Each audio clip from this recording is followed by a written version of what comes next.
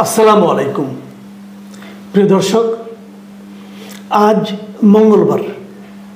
এই ভিডিও যখন রেকর্ড করছি আজ মঙ্গলবার। আমি আপনাদেরকে গতকাল সোমবার এবং তার আগের দিন রবিবার এই দুই দিনের কথা বলবো। মানে ইংরেজিতে যাকে বলা হয় সানডে এবং মানডে। আপনাদের মনে আছে বেশ কয়েক বছর আগে, বেশ লম্বা কয়েক বছর আগে ঢাকায় একটা ছবি ছিল। সেই ছবিটা আমি দেখেছিলাম যে কোনো কারণে হোক। তো সেখানে ওই ভিলেন ডিপজল একটা মানে কথা বলতো যে কাউকে যখন ধরে আনতো বলতো তার সানডে মানডে ক্লোজ করে দিবে।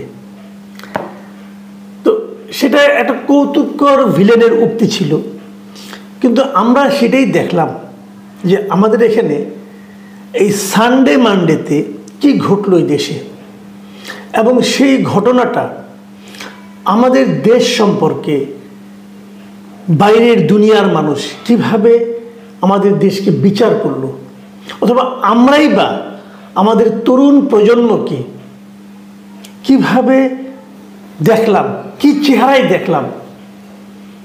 এই চেহারাটা কি আমাদের জন্য প্রত্যাশিত ছিল? আমরা কি চেয়েছিলাম? ঘটনাগুলো কি আপনাদেরকে আরেকবার মনে করিয়ে দিই। গত রবিবার সেদিন ডেমরায় একটা কলেজ, মোল্লা কলেজ নামে পরিচিত, সেটা আসলে ডক্টর মাহবুবুর রহমান মোল্লা কলেজ। বেশ বড় কলেজ, কিন্তু বিশাল 12 তলা ভবন, এবং দেখতে মানে আমার কাছে অস্বাভাবিক লাগছে, এত সুন্দর একটা কলেজ হতে পারে। সেই কলেজের ছাত্ররা পুরনো ঢাকার যে ন্যাশনাল হসপিটাল, সেই হসপিটালকে তারা ঘেরাও করবে বলে ঘোষণা দিল। কেন ঘোষণা দিল? ভুল চিকিৎসায় সেখানে একজন ছাত্রের মৃত্যু হয়েছে, এরকম তাদের অভিযোগ। তাদের একজন ছাত্র সেই ন্যাশনাল হসপিটালে, ন্যাশনাল মেডিকেলে মারা গেছে, এবং ছাত্রদের দাবি যে সে তাকে ভুল চিকিৎসায় মারা হয়েছে।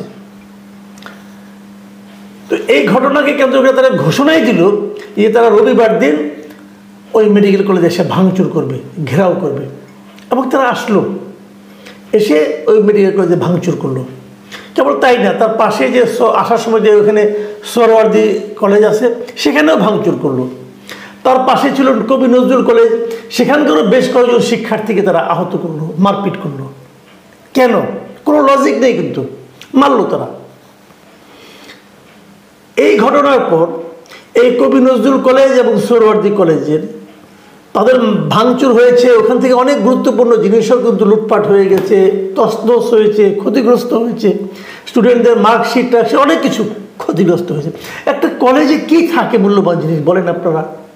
ওখানে ওদের শিক্ষা উপকরণই থাকে, তারা সেগুলোকে তছনছ করেছে। এই দুই কলেজ তারা ঘোষণা দিল যে আজকে সুপার সানডে তারা পালন করেছে, আমরা আগামীকালকে মেগা মানডে পালন করব। কি সেই মেগা মানডে? এই দুই কলেজের স্টুডেন্টরা সকালের দিকে 10টা-11টার দিকে মিছিল করে তারা মোল্লা কলেজে গেল। যে মোল্লা কলেজে তারা ভাঙচুর করলো, প্রায় 8-10 হাজার লোক দুই কলেজের, এবং তারা মোল্লা কলেজে ভাঙচুর করলো। এমন ভাঙচুর করলো সেই দৃশ্য দেখা যায় না। মানে ওই 12 তলা ভবনের একটা ফ্লোরেরও একটা কাঁচও মনে হয় অক্ষত নাই। সে ভিডিও দেখলাম, ভিডিও দেখলে চোখ দিয়ে পানি চলে আসে যে কি করলো এরা, কেন করলো এরা। এবং ওখানকার কোনো কিচ্ছু অবশিষ্ট নেই, চেয়ারগুলি পর্যন্ত আমি ছবি দেখলাম যে মানুষ ঠেলে ঠেলে নিচে রিভলভিং চেয়ারগুলো ঠেলে নিয়ে যাচ্ছে। একজন দেখলাম মাথায় করে কাগজ নিয়ে যাচ্ছে, পরীক্ষার খাতার কাগজ যেগুলো সেগুলো নিয়ে যাচ্ছে, এবং তারা উল্লাস করছে, এ নিয়ে যাচ্ছে, আমাদেরটা ভেঙেছে আমরা ওদেরগুলো নিয়ে যাচ্ছি। একজন একটা কম্পিউটার নিয়ে যাচ্ছে, কম্পিউটারের মনিটর, সিপিইউ সব নিয়ে যাচ্ছে তারা, কেউ প্রিন্টার নিয়ে যাচ্ছে। এই দৃশ্য দেখে আমার সেই 5ই আগস্টে যে গণভবন যে দখল হয়েছিল, মানুষের যে লুটপাট সেখানে হয়েছিল, সেই দৃশ্যের কথা মনে পড়ল। সেই গণভবন থেকে কিন্তু এরকমভাবে লুটপাট হয়েছিল। কেউ একটা, এমনকি একজনকে দেখেছিলাম একটা হাঁসও নিয়ে যাচ্ছিলেন, এরকম লুটপাটগুলো হয়েছিল। তো গণভবনের সঙ্গে এই মোল্লা কলেজের ঘটনা কি একরকম? গণভবনে সারা দেশের জনগণের একটা ক্ষোভ ছিল, সারা দেশের মানুষের ঘৃণা ওই গণভবনে পুঞ্জীভূত ছিল। ওখানে একজন স্বৈরাচারী শাসক বাস করতেন, সেটা জাস্টিফাই করা যায়। কিন্তু মোল্লা কলেজ কেন? এবং আরও কাকতালীয়, আরও মর্মান্তিক ঘটনা, মর্মান্তিক একটা কথা আপনাদের আমি স্মরণ করিয়ে দিই। সে 5ই আগস্ট যেটা ছিল, যেদিন শেখ হাসিনা পালিয়ে গেল এবং গণভবন লুটপাট হয়ে গেল, সেদিনও ছিল একটা মানডে, মানে মেগা মানডে, সেটাও ছিল, এটাও হলো। দিনের মিল আছে, কিন্তু কারণের কি মিল আছে? ভাবুন তো, আপনারা কার কলেজটা লুটপাট করলেন? এই লুটপাট করার কারণে এই কলেজের শিক্ষা কার্যক্রম কিভাবে ব্যাহত হবে ভাবেন। এই কলেজের প্রিন্সিপাল একটা হিসেব দিয়েছেন যে প্রায় 70 কোটি টাকার ক্ষয়ক্ষতি হয়েছে এই কলেজটার। আবার যদি আমি উল্টো দিকে হিসাব করি, এই মোল্লা কলেজে তারা যে মেডিকেল কলেজ ন্যাশনাল মেডিকেল ভাঙচুর করেছে এবং সোহরাওয়ার্দী কলেজ ভাঙচুর করেছে, সেখানেও তো অনেক টাকা ক্ষয়ক্ষতি হয়েছে।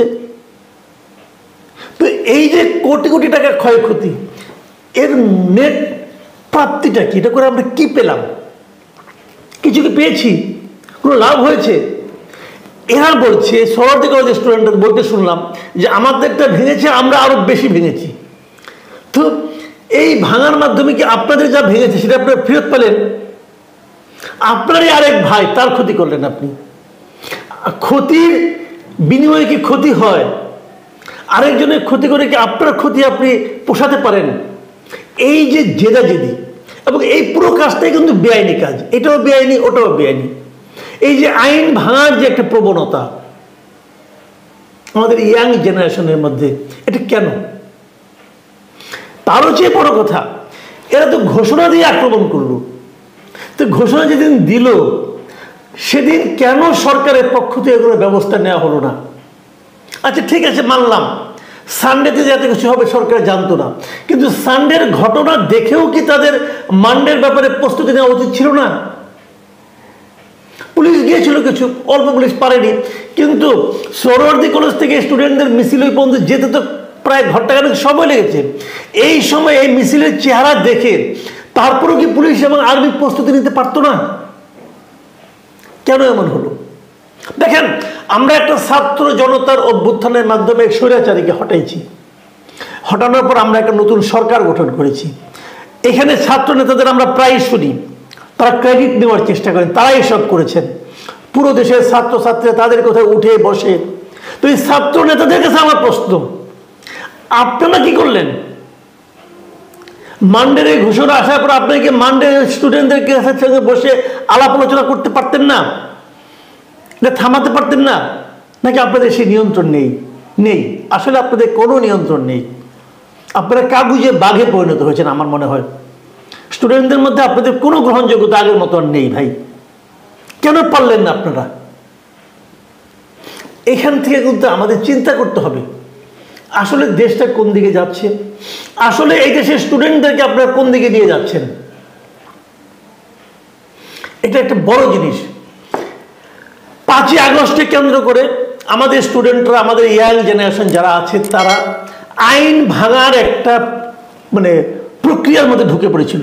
তারা আইন ভাঙাটাকে নিয়ম বাহাদুরি মনে করত। কিন্তু এখন তার স্বৈরাচার নেই।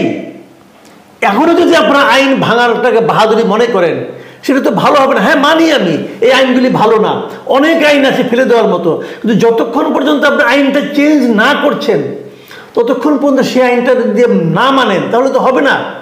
তাহলে তো আপনি ভাঙবেন, আপনি আইন মানবেন না, আমিও আইন মানবো না, সেও আইন মানবে না, সবাই মধ্যে মারামারি শুরু হয়ে যাবে ভাই। এভাবে তো হয় না। আর আমি এদেরকে দোষ দিয়ে কী করবো? এই ছাত্র প্রতিনিধিদের মধ্যে থেকে যারা উপদেষ্টা হয়েছেন, তাদের মধ্যে তো একই প্রবণতা আমরা দেখেছি। শপথ নিয়েই মানে সংবিধান সমুন্নত রাখার শপথ নিয়ে পরক্ষণে আবার সেই শপথ ভাঙে, সংবিধান লঙ্ঘন করে। তো আপনারা যখন আইন ভাঙার একটা কম্পিটিশনে নামেন, তখন আপনাদের দেখে তো অন্য অন্য ছাত্ররাও আইন ভাঙার কম্পিটিশনে নামবে, এবং তাই হচ্ছে। এখন কলেজগুলোতে টিচারকে অপমান করছে, প্রিন্সিপালকে ঘাড় ধরে বের করে দিচ্ছে। এই যে ঘটনাগুলো, এগুলো কেন ঘটছে?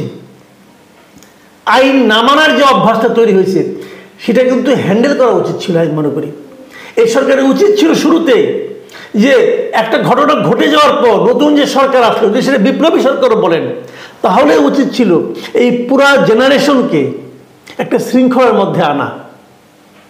শৃঙ্খলাবিহীন জাতি অগ্রসর হতে পারবে না।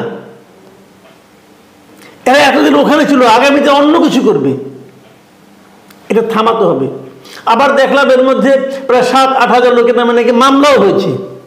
এটা হলো আরেক পাগলামি। আমি মনে করি 7-8 হাজার লোকের নামে মামলা করে আপনি কি করবেন? করবেনটা কি ভাই? এ লোকগুলো ধরে আনবেন? এটা হলো কিছু? এই বিষয়গুলোকে ঠান্ডা মাথায় বিচার করতে হবে, ঠান্ডা মাথায় হ্যান্ডেল করতে হবে। তা না হলে কিন্তু আমরা একটা ভয়ঙ্কর দিকে অগ্রসর হব। প্রিয় দর্শক, এখন এ পর্যন্তই।